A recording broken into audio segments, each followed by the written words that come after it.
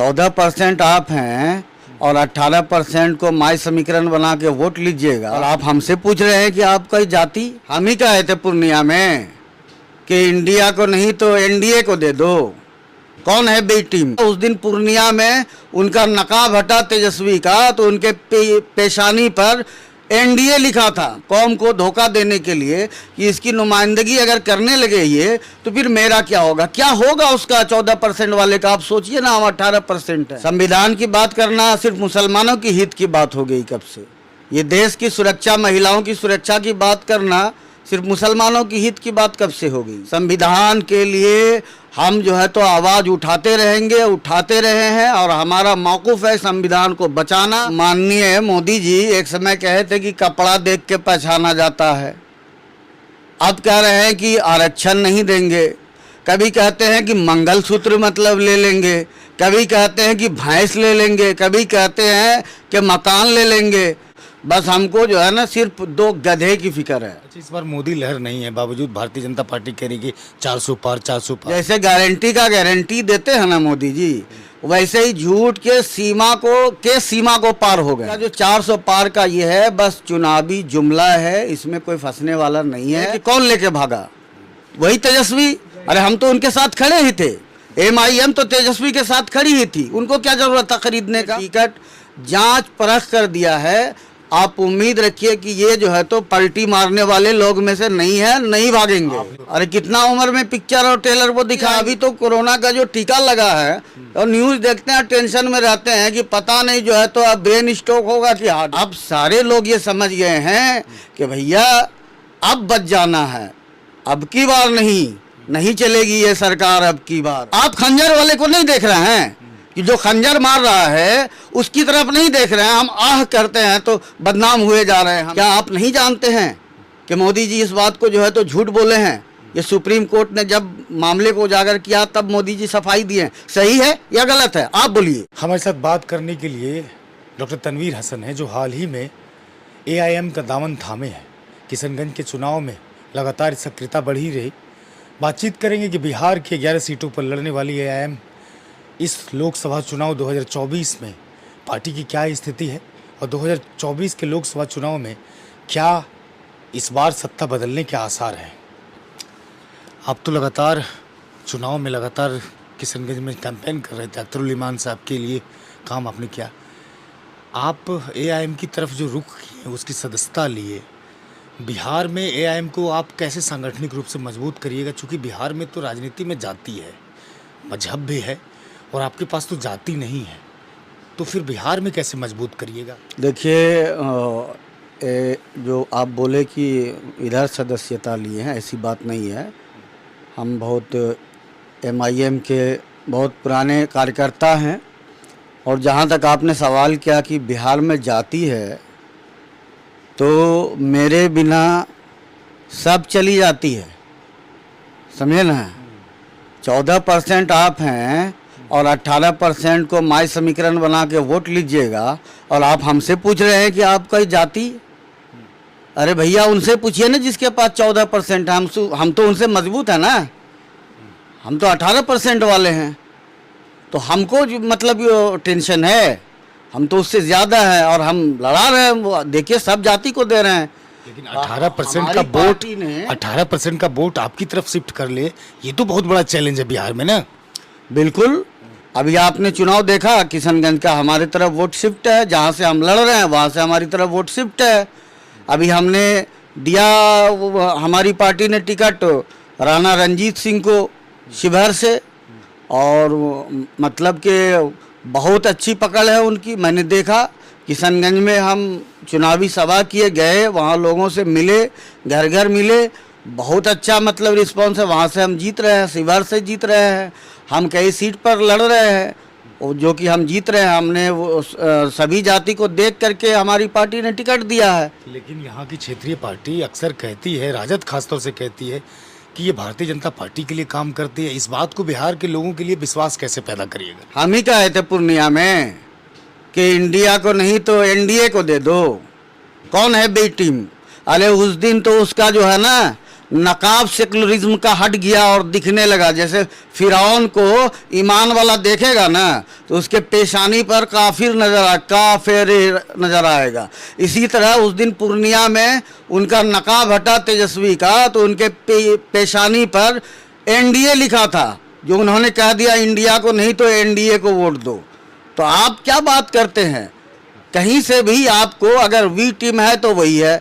सबसे ज़्यादा किसका नेता भाग करके जा रहा है भाई बीजेपी में? बी टीम हमको कहो। पलटी कौन मार रहा है? बी टीम हमको कहो। ये कौम को धोखा देने के लिए कि इसकी नुमाइंदगी अगर करने लगे ये, तो फिर मेरा क्या होगा? क्या होगा उसका 14% वाले का? आप सोचिए ना, हम 18% हैं, समझे ना। और हमारे साथ दलित पिछड़ा सारा वर्ग है, तो हम जहाँ से भी चुनाव लड़ेंगे वहाँ से हमारी जीत होगी इंशाल्लाह। लेकिन आपकी पार्टी की तो छवि बस यही है कि ये मुसलमानों के हित की बात करता है, उसकी नुमाइंदगी की बात करता है, बाकी चीज़ों के लिए तो आप नहीं करते हैं। संविधान की बात करना सिर्फ मुसलमानों की हित की बात हो गई कब से? ये देश की सुरक्षा, महिलाओं की सुरक्षा की बात करना सिर्फ मुसलमानों की हित की बात कब से हो गई? हमारे जो लीडर है, आप देखे होंगे बैरिस्टर असदुद्दीन साहब को, आप देखे होंगे अख्तरुल ईमान साहब को, आप देखे होंगे आदिल साहब को, ये हमेशा संविधान की बात करते हैं, दबे कुचलों की बात करते हैं, हर जमात की बात करते हैं। आप सिर्फ मुसलमान, ऐसी बात नहीं है, समझे ना। हम सबको, हमारी पार्टी सभी को साथ में लेकर चलती है। संविधान के लिए हम जो है तो आवाज़ उठाते रहेंगे, उठाते रहे हैं, और हमारा मौक़िफ़ है संविधान को बचाना। जो कि नेता, आज के नेता जो है तो बयान दे रहे हैं, कई नेता का बयान आया कि इस बार जो 402 संविधान को बदल देंगे। तो आप ये देखा ना, और हम संविधान बचाने की बात कर रहे हैं, तो आप कहिए कि मुसलमानों की बात। अगर संविधान बचाना मुसलमानों की बात है तो हम कर रहे हैं। आप संविधान की बात करते हैं कि हम संविधान बचाने के लिए काम करते हैं। भारत के प्रधानमंत्री चुनाव यात्रा में कहते हैं, चुनावी सभा में कहते हैं कि मुसलमानों को धर्म के आधार पर आरक्षण नहीं देने देंगे। देखिए, आप ये जान लीजिए कि हमारे माननीय मोदी जी एक समय कहे थे कि कपड़ा देख के पहचाना जाता है। अब कह रहे हैं कि आरक्षण नहीं देंगे। कभी कहते हैं कि मंगलसूत्र मतलब ले लेंगे, कभी कहते हैं कि भैंस ले लेंगे, कभी कहते हैं कि मकान ले लेंगे। अरे हमको जो है ना भैंस की फिक्र नहीं लगती है, हमको पता है कि क्या होगा। बस हमको जो है ना सिर्फ 2 गधे की फिक्र है कि उनका क्या होगा। अच्छा, इस बार मोदी लहर नहीं है, बावजूद भारतीय जनता पार्टी कह रही कि 400 पार 400 पार। देखिए, ये आपके ब्रेन में डाला जा रहा है कि आप इतना ज़्यादा, देखिए हायर झूठ बोलने का एक सीमा होता है ना, ये सीमा को भी पार कर गया। जैसे गारंटी का गारंटी देते हैं ना मोदी जी, वैसे ही झूठ के सीमा को पार हो गए हैं। इसलिए इनका जो 400 पार का ये है, बस चुनावी जुमला है, इसमें कोई फंसने वाला नहीं है। कोई मतलब हमको लग रहा है कि 150 से ज़्यादा सीट इस बार जो है तो एनडीए को नहीं आने वाला है। आप 11 सीट पर बिहार में लड़ रहे हैं, कितनी सीट पर जीतने का दावा करेंगे?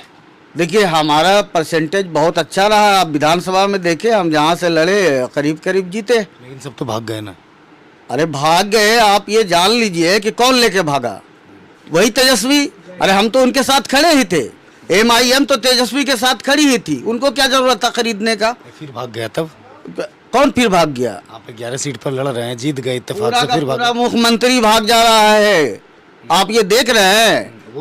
हमारी पार्टी का इस बार का जितना भी कैंडिडेट है, हम जो है तो हमारे बैरिस्टर साहब, हमारे अख्तरुल ईमान साहब, आदिल भाई, इन लोगों ने टिकट जांच परख कर दिया है। आप उम्मीद रखिए कि ये जो है तो पलटी मारने वाले लोग में से नहीं है, नहीं भागेंगे। आप नीतीश कुमार पर निशाना साध रहे हैं, वो तो कहते हैं कि हम राजहित में काम करते हैं, पलट गए तो क्या हुआ? देखिए, हमने बिकने वाले लोगों का हमारी पार्टी ने टिकट दिया ही नहीं है। वो खरीदने का किसी को, देखिए जो बिकता है उसका ना खरीदार होगा जी, जो बिकवे नहीं करेगा उसको आप कितनों पैसा लगा दीजिए। हमारा जो भी कैंडिडेट था वो कोहिनूर के मानंद है, और कोहिनूर अनमोल है, उसको दाम नहीं लगाया जाता। अच्छा, अगर जीत जाते हैं तो क्या समर्थन इंडिया गठबंधन को देंगे? देखिए, आप ये जान लीजिए कि हमारी पार्टी कभी भी बीजेपी के साथ न थी न है, उनसे मुखालफत है हमारी।